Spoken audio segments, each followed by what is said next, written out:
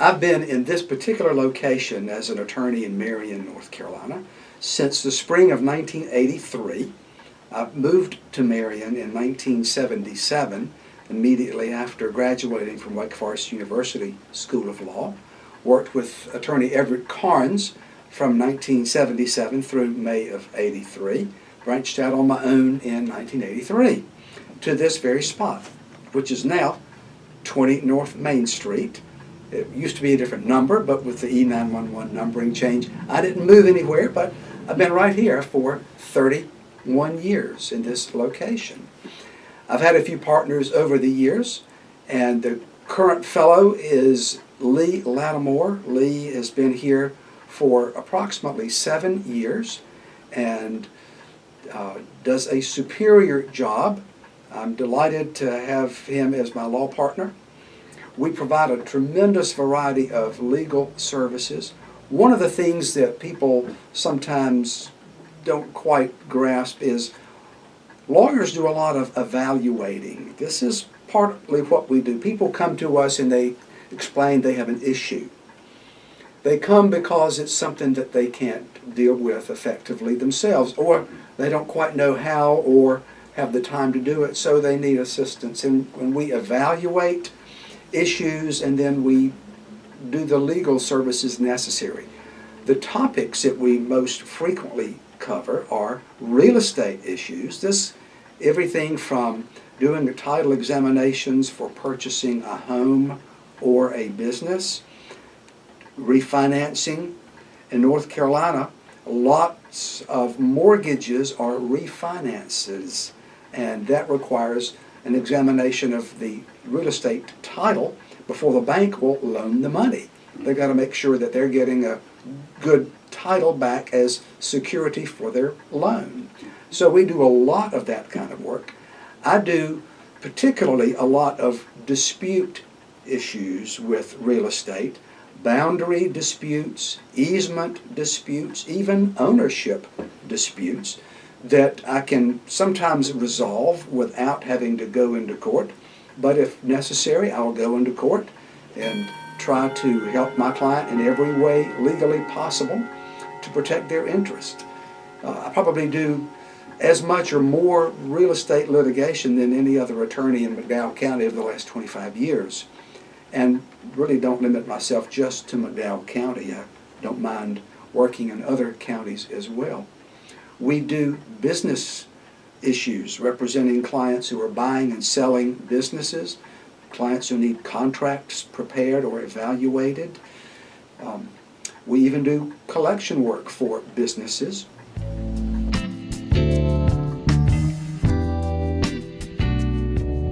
We do a lot of personal injury representation. If people are injured due to the negligence of another person, then we help them. There are ways that you can hire our law firm and come away with more money than if you do it yourself. People don't often realize that, but there are ways that we can maximize recoveries that people who deal straight with an insurance representative won't ever even know that they missed out on the opportunity. There are legal theories that we know all about and know how to capitalize upon for the client's benefit that people ordinarily just don't know.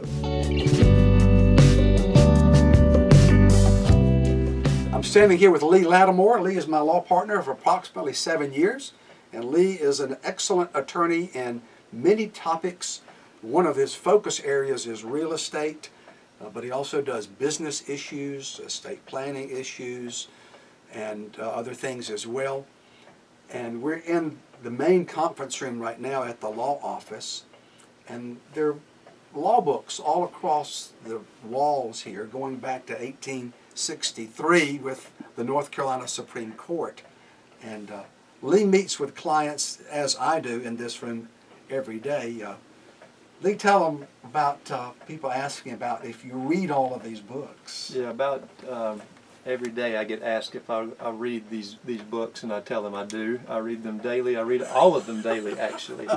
And Mr. Little doesn't give me quite enough credit. I've been here almost 8 years now. It's Since 2006, I know the time flies when you're working with me, so that's probably the issue there. But yeah, I've been here about 8 years and practice primarily in real estate, do estate planning, some business stuff, but my focus is on real estate, and I'm happy to do so.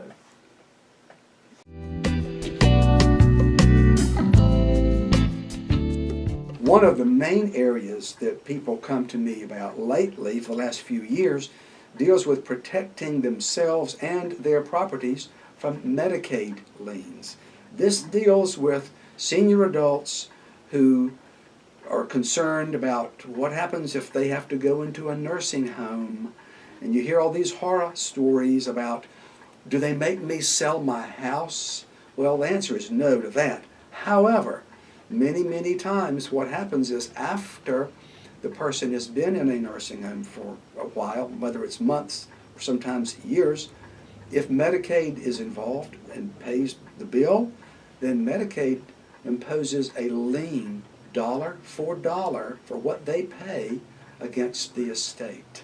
That's kind of scary. That is scary. And that sometimes requires all of the assets of the person who has passed away to be sold, which means family receives nothing. They don't receive the home place. They don't receive any land at all. And of course, Medicaid doesn't even start paying until all the cash is gone. So there is a way. There is a nickname for these. It's called ladybird deeds. They've been around for a long time, but there are not many attorneys who do them. I do this because I know how to do it. It's extraordinarily detailed, very technical, rather complicated, but I do all of the calculations. It's a bit of an expense. It is expensive, but the perspective is it is less than 1 month in a nursing home. Wow. And if a person is going to be in a nursing home for months, years, you never know, then the lien could exceed the value of the property. But with these deeds that I can prepare, it will protect the property completely and immediately. There's no waiting, and all of the land, not just residents, but any additional land as well, is protected, and it will then go to the family after the person's death. Which is exactly what was wanted. Exactly. Not subject to any lien. So I do a lot of that. Another area that has become more important recently is special needs trusts. These are trusts that are exclusively for adult children who, from the parents' perspective, who cannot inherit property because they are already receiving benefits. And if they inherit property, they lose their benefits until they use up all the inheritance, and then they have to reapply for the same benefits. Well, if the laws have changed, they may not be eligible to receive the same level of benefits they previously received. Sometimes a person, in connection with a collision or an automobile negligence context, is injured due to the fault of another person, and they get a big recovery, but they have become disabled, and without a special needs trust, it's the same scenario. All of the settlement, all of the recovery must be used to compensate for all of their care, which can be exorbitantly high. Special needs trust protects that to be used to supplement the needs of the disabled person. And then after they pass away, then it can go to other family members. How many times have you sat across the desk from a customer wishing, or a client, wishing that they'd come in a little sooner so you could have done more for them? Oh, it breaks my heart. That happens, I'd say, 20% of the time, where it's simply too late. Because it's not something you would actually sit down and think, oh, I must visit my lawyer, until you actually need a particular service. whether it be criminal or civil. But you would advise people to look at their situation, maybe sit down with you and just discuss where they are at the moment and how you can help. Absolutely. That is, the reason, of course, is we don't know. When we're going to have a health emergency. I had a close call myself last October when I woke up with this intense pain and burning in my chest. I found out by going to the emergency room here at McDowell Hospital that I had a 99% blocked coronary artery, Wow. which Dr. Burton said, Steve, the only surprise here is that you woke up this morning.